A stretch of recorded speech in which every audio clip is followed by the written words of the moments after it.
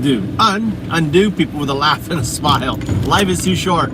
Don't get too hung up on individuals, especially if they're promoting Aryan nation, whatever, and trying to tie in anthropology, justifying it, right? Some white supremacists writing books about it. So laugh at the guy. It is not worth getting upset about. Tao, right? Tao, help, add to a theory that's over 100 years old now. The Aquatic Ape Theory that first was conceived in the 1920s by Alistair Hardy, who was this biologist, right? Who went around, he cut open seals, he cut open primates, and he noticed, shit, man, when I cut open any sort of land animal, all I see is muscle. When I cut open a friggin' human, the first thing I see is fat. And the only other creatures that I see as fat is, our aquatic creatures. And he's like, there's something up with that. So he started exploring, and then he started other features and other things. Like, dude, we were influenced by the development in water. It's obvious to him. So he told a friend, and his friend was like, no, Al, you're going to be destroyed. You have to earn credentials, respect, everything else. So he spent the next 30 years earning, paying his dues, earning the respect, and then he subtly,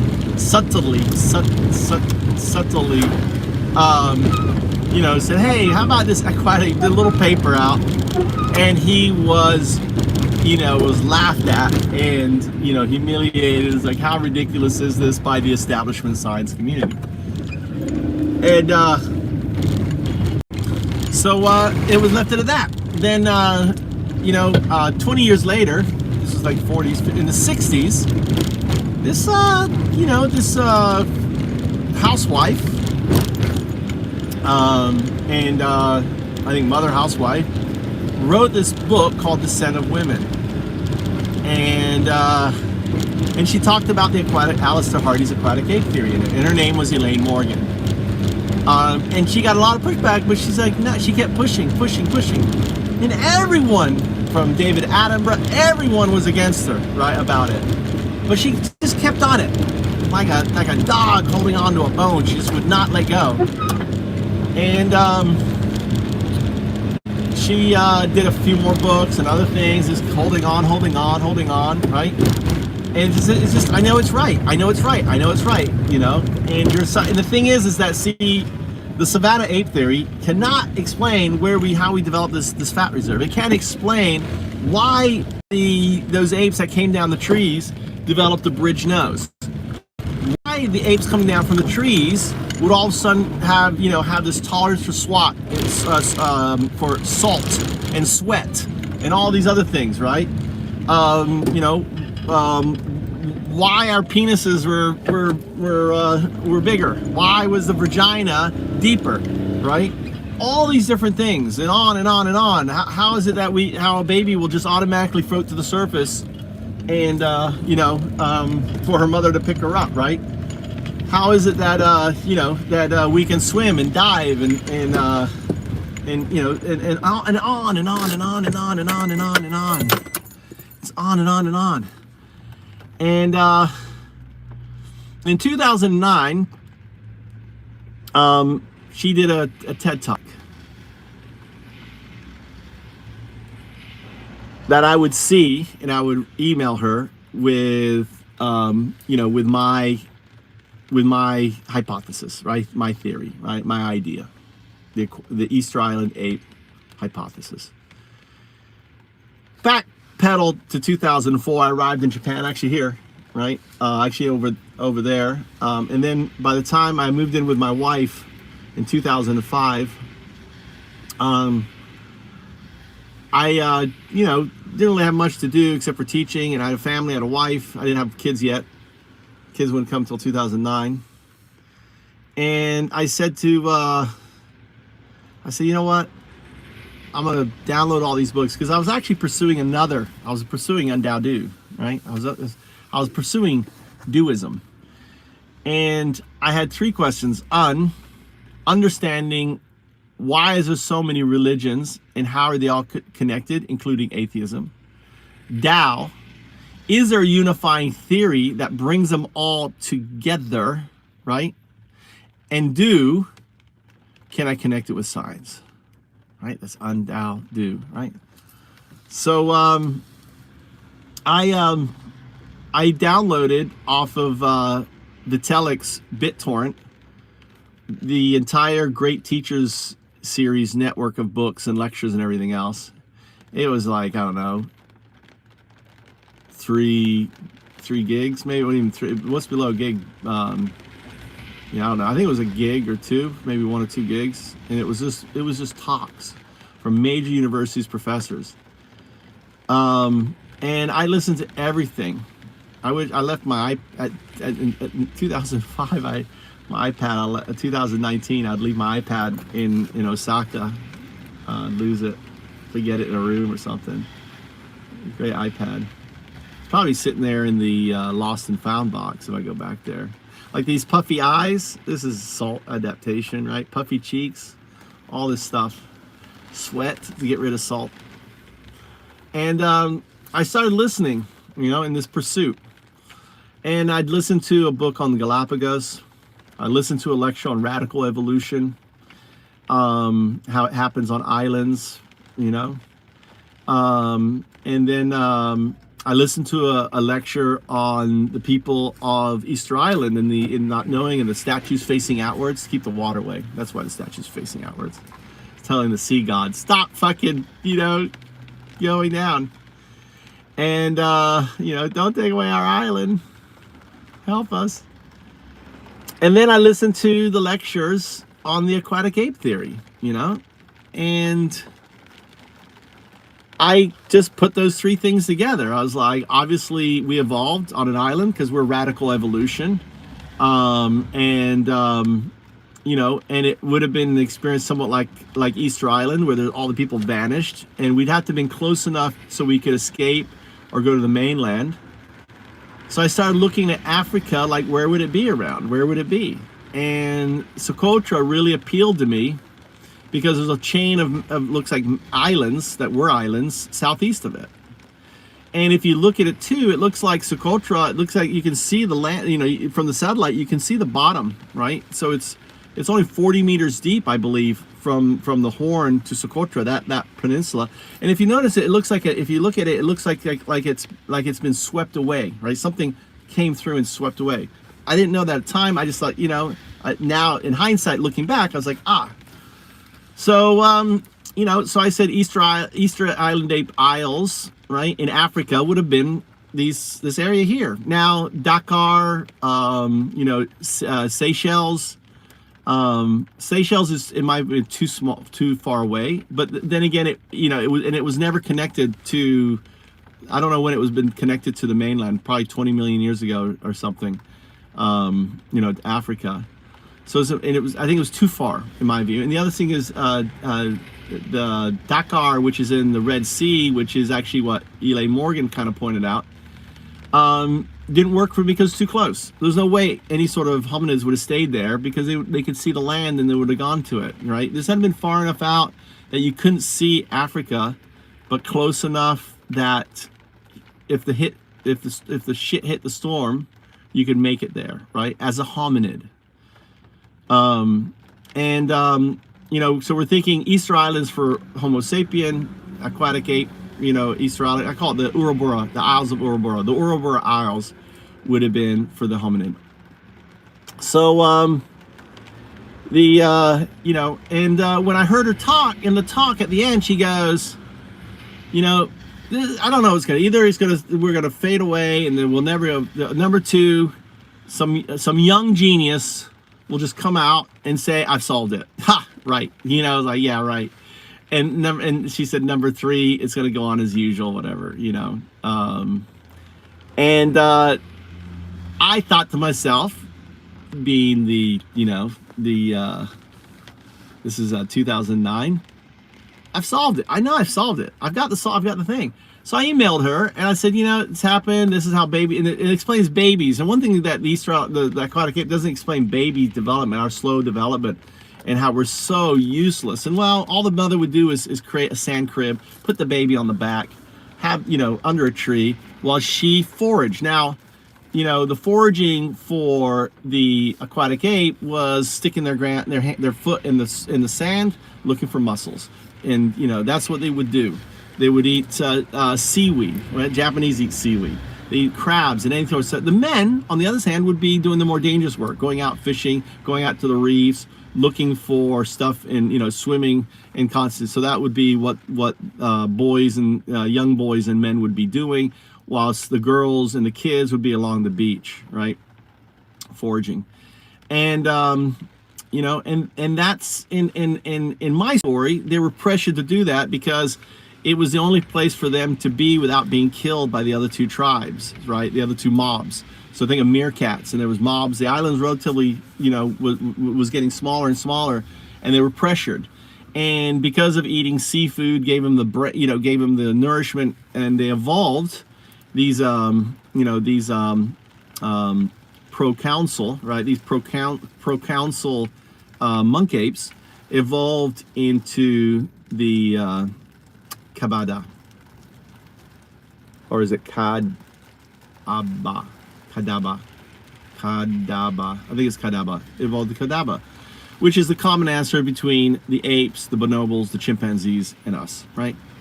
And we were, you know, specialists at fish at sea. When I say fishing, really foraging, right? Sea foraging. I may should call it sea foraging. Let's get here and get this. I'm doing the laundry. My wife has COVID, so I'm in the laundry here. Get in the dryer. And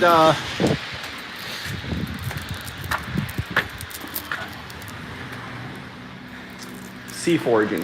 Yeah, we were experts at sea foraging. One second. This is a Japanese laundromat. Look at how clean it is. Look at how clean. You know, baskets, area to sit around, change machine. No drink machine in here. Soap machine there. Let's just put this here.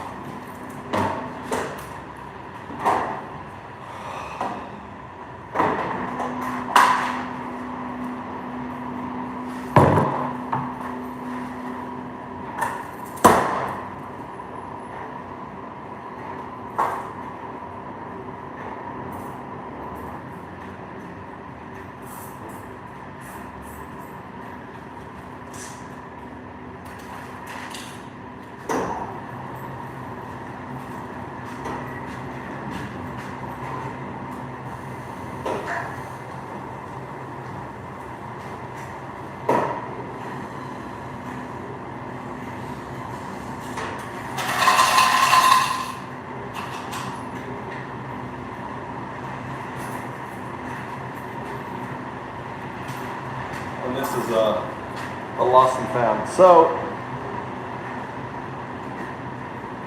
Kadabba, the Kadabba, the Kadabba, and let's see what we got here.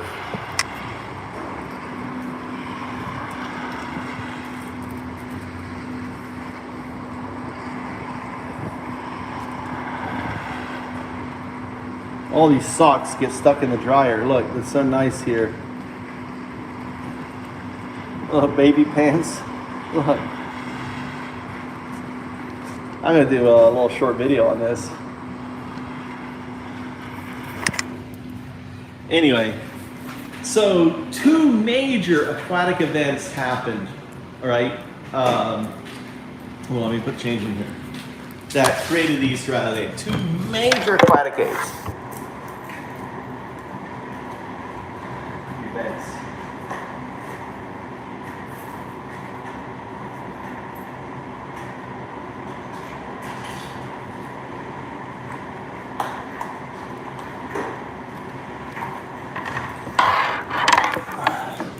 All right, the two major aquatic events.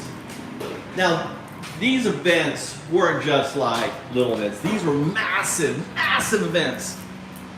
And in ironic, not ironic, but they actually happen. I'm trying to think where I want to sit down. Look, look. You can have a divider. Look, they even have a divider. You can divide. It's cool. How's the lighting? Yeah. So these two gigantuous aquatic events happened, and these events happened in around 6,000 MA, 6.0 MA, million years ago. 6 MA, 6 million years ago, and but before that, okay, actually before that, let's not start with that. There was Indian Ocean plate tectonics, and it widened the Gulf of Aden. It pushed up these islands that we evolved on, the Urobora Islands, right? And it also stretched the Red Sea. And at the same time, it pushed all of Africa kind of like this. And as a result of that, this was like 23 million years ago, this started happening, right? Boom. So between 23 million and 6 million, right? The Gibraltar, which is the opening from the Atlantic into the Mediterranean, got cut off. And also this event caused sea levels to go down by about 500 meters. Again, exposing more of the island, right? Socotra, everything would have been connected. The proconsuls would have made it to, it would have inhabited that whole area. It would have been great, that whole area. They would have inhabited the island chain, which was connected to Socotra. And this is between around, 20 million years ago, 18 million. All this event was happening. And when the Gibraltar got cut off, well, and they don't know specifically when. They know it was between 20 and 10 million years ago. The Mediterranean started to evaporate, and there was no water feeding it. So this Messinian Salinity I never know what it is. Well, it's MSC. I don't know what C stands for. Can't remember what C stands for. Happened around 6 million years ago, right? So all the water in the Mediterranean evaporated out. There's pools and stuff, but it emptied out, and it just became like the Dead Sea, just salt flats and everything else going there. And not only that, when that happened, there was no water flowing into the Red Sea, into the Gulf of Aden, and water levels there dropped between 1,000 to 2,000 meters.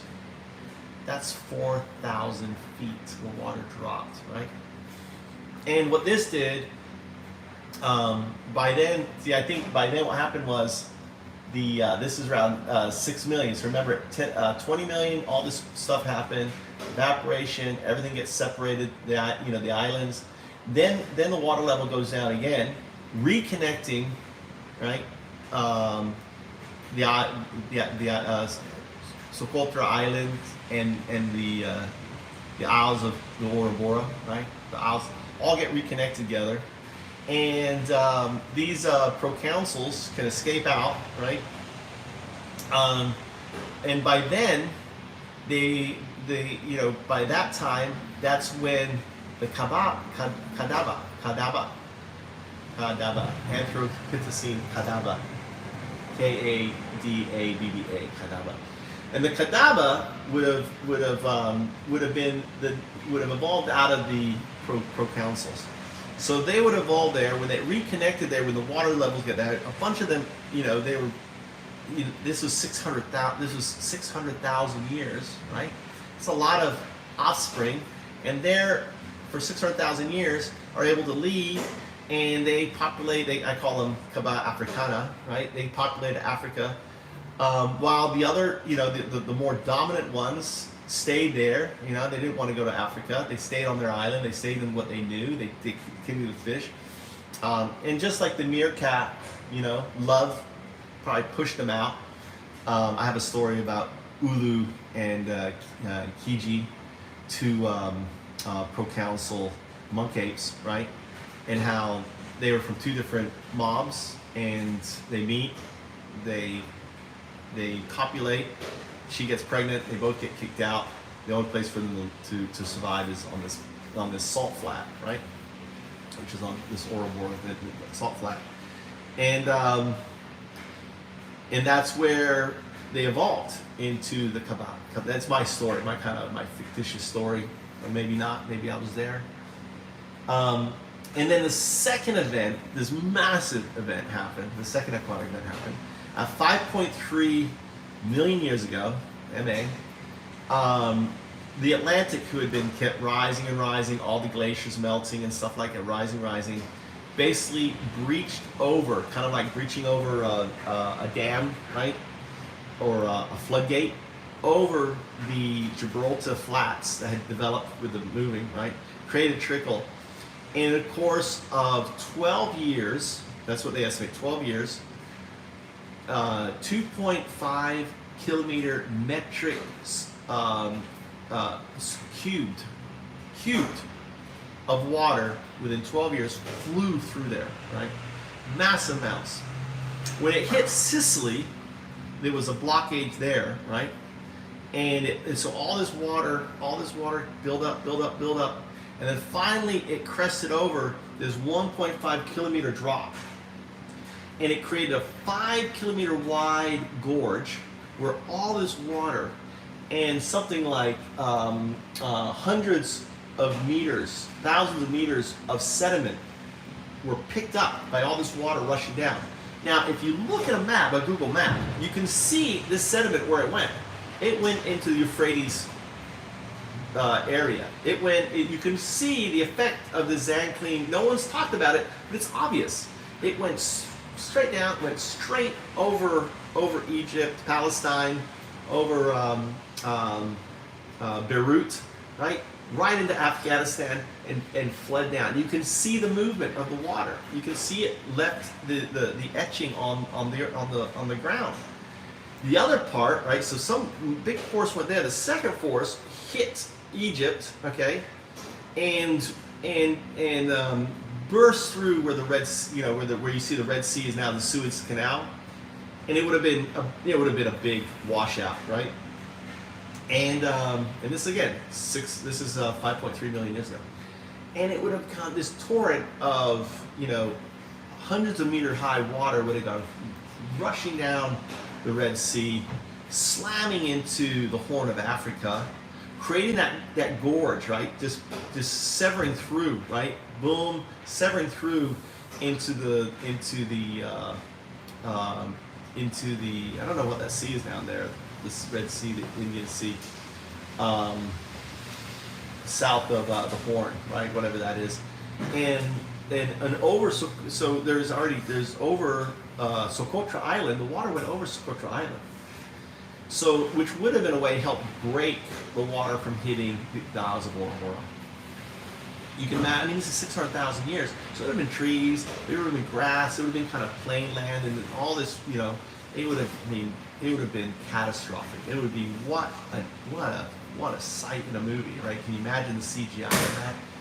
And and all of the Kadabba at the time, right? They were cut off. The islands again were now cut off. Socotra was cut off from the Horn. And it would take a while. You've got this flow of water now coming in, right? It's opened up. The Suez Canal is opened up, and there's this water flowing in. So over time, the water levels would go up. Within 2 years, the water levels would have basically kept going up and cut off all of that area.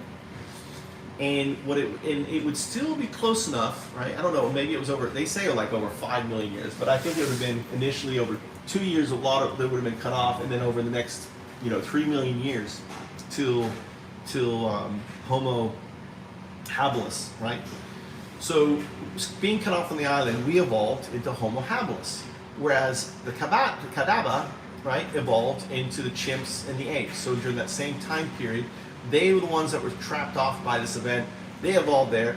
We evolved into habilis, and then habilis pressured again, being able to see Socotra say, hey, we need to expand. We have no more territory out here. Families get kicked out. You know, they want their own house, and they move over to Socotra, right? Socotra, and then from Socotra, they move into, and understand, back then, there would have still been lower level water, right? And I think that, and there may have been an event where the water dropped again, you know? But for the most part, I believe that the Homo habilis could get out relatively easy to the mainland, right? As they expanded, right? They would stay, they were families then. They went from mobs to families, a family of, so they were very close knit. So it would have been a big deal for them to leave, right? Because they would have stayed with what they knew. And when the habilis arrived, they were highly successful. They just grew, you know. And this is millions of years. They went up the rivers. They went all the way into Europe. They went all around to Asia, and they created all these subspecies of Homo subspecies all around, where they became our Neanderthals.